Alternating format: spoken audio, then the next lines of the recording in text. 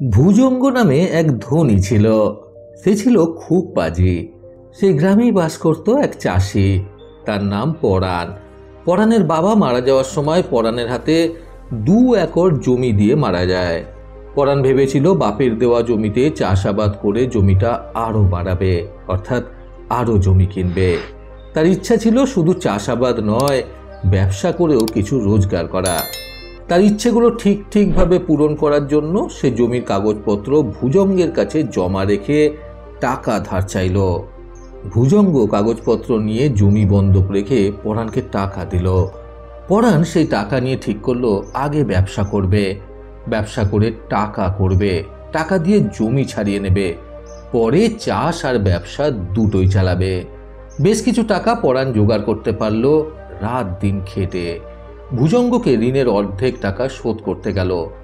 অর্ধেক ঋণের বোঝা কমলে অর্ধেক সুদের বোঝাও কমবে, এই ছিল পরাণের ইচ্ছা। কিন্তু ভুজঙ্গ অর্ধেক টাকা নিতে চাইল না, সে পুরো টাকা একসঙ্গে নিতে চাইল। নিরুপায় হয়ে পরাণ টাকা নিয়ে বাড়ি ফিরে গেল। যা ভেবেছিল তা হলো না। সে ওই টাকা এক জায়গায় রেখে বাকি টাকার জন্য আরো পরিশ্রম করতে লাগলো। একবার পরাণ ব্যবসার কাজে অন্য গ্রামে গেল। সে যখন বাড়িতে ছিল না, তখন পরাণের গুরু বলে সস্ত্রীক একজন তার বাড়িতে এলো।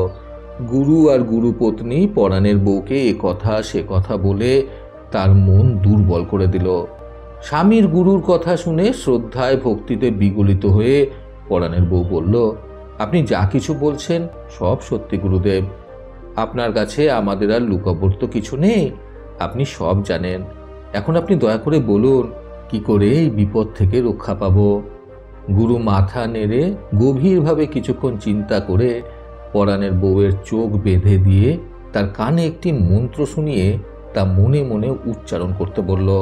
অনেকক্ষণ পরে কাপড়ের পট্টিটা খুলে তার হাতে দিয়ে বলল, আজ থেকে প্রত্যেক দিন রাত্রে এই পটি চোখে বেঁধে ঘুমোবে। 40 দিন এটা বেঁধে মন্ত্রপাঠ করতে করতে ঘুমোলে জমির সমস্যা মিটে যাবে। বলে গুরু চলে গেল। অনেকদিন পরে পরাণ ভুজঙ্গকে সব টাকা দিয়ে আসার জন্য তৈরি হলো। আগে যে টাকা লুকিয়ে রেখেছিল সেই টাকা খুঁজলো, পেল না। তার আশেপাশে খুঁজলো, না, পাওয়া গেল না। তখন সে বউকে জিজ্ঞেস করলো।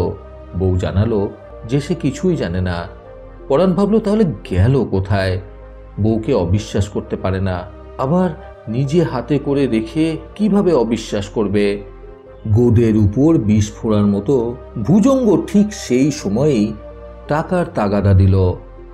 আসলে সমান পরিমাণ সুদ হয়ে গেছে, যত আসল তত সুদ, আর টাকা ফেলে রাখা যায় না।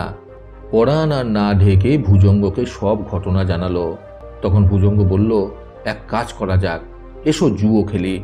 তুমি যদি জিতে যাও জমি পেয়ে যাবে, আর যদি হেরে যাও তাহলে ঘর বাড়ি সব আমার হাতে তুলে দিয়ে গ্রাম ছেড়ে চলে যাবে। পরাণের তখন এমন অবস্থা যে কি করবে না করবে কিছুই ভেবে পাচ্ছিল না। সে রাজি হয়ে গেল। সাজানো জুয়োতে পরাণ হেরে গেল।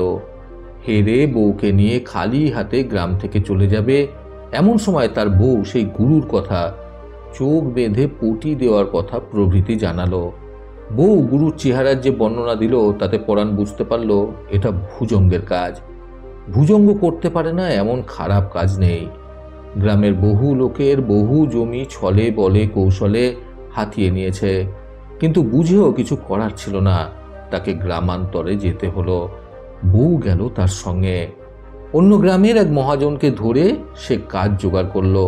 সেখানে কিছুদিন কাজ করার পর পরাণের মহাজন একটি কুয়ো খুঁড়বে ঠিক করলো। যারা কুয়ো খুঁড়তে এলো তাদের সর্দারের নাম সূর্য। খোঁড়ার কাজ দেখাশোনার ভার পড়ল পরাণের উপর। কুয়ো খোঁড়া হচ্ছিল দুপুরবেলা। হঠাৎ এমন সময় সূর্য কাজ বন্ধ করে দিতে বলল।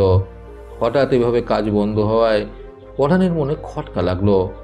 কাজ বন্ধ করার কিছুক্ষণ আগে সে ঢং করে একটা আওয়াজ শুনেছিল। যারা কাজ করছিল তারা হয়তো শুনেছে, কিন্তু গুরুত্ব দেয়নি। পরাণের কানে সেই আওয়াজ যেন লেগে রইল। সন্ধ্যার পরেই ভয়ঙ্কর পোশাক পরে পরাণ ওই কুয়োর কাছে একটি গাছে উঠে বসে রইল।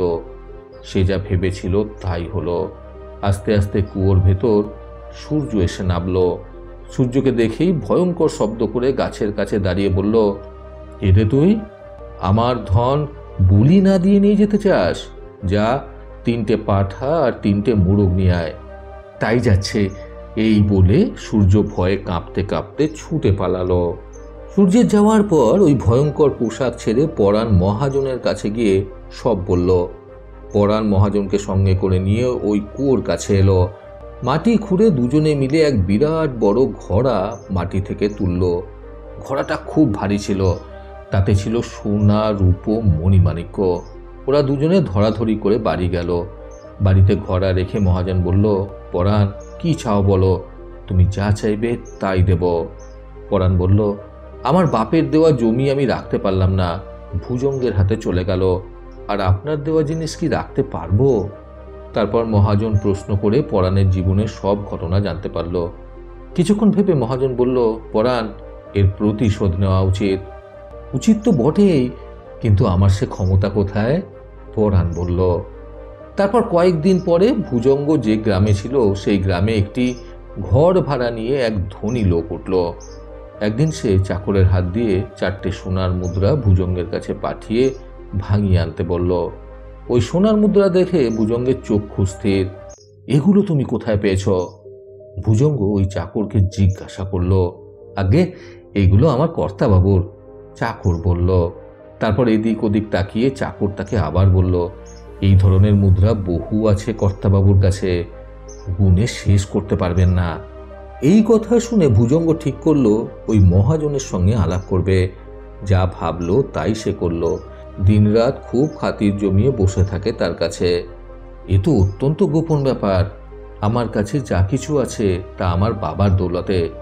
আমার বাবা হলেন রাজস্থানের একজন নামকরা শিল্পী। উনি রাজভাণ্ডারে ঢোকার এক গোপন পথের সন্ধান পেয়েছিলেন। আমাকে সেই গোপন পথ দেখিয়েছিলেন। অত সোনা, রূপ, মণিমাণিক্য দেখে আমি আর ঠিক থাকতে পারলাম না। যতটা পারলাম নিয়ে সোজা এখানে চলে এলাম। মহাজন ভুজঙ্গকে এই কথা বলল। ভুজঙ্গ জিজ্ঞেস করল, গোপন পথেই যখন আনলেন তখন সেখানেই থেকে গেলেন না কেন? তার একটা কারণ আছে।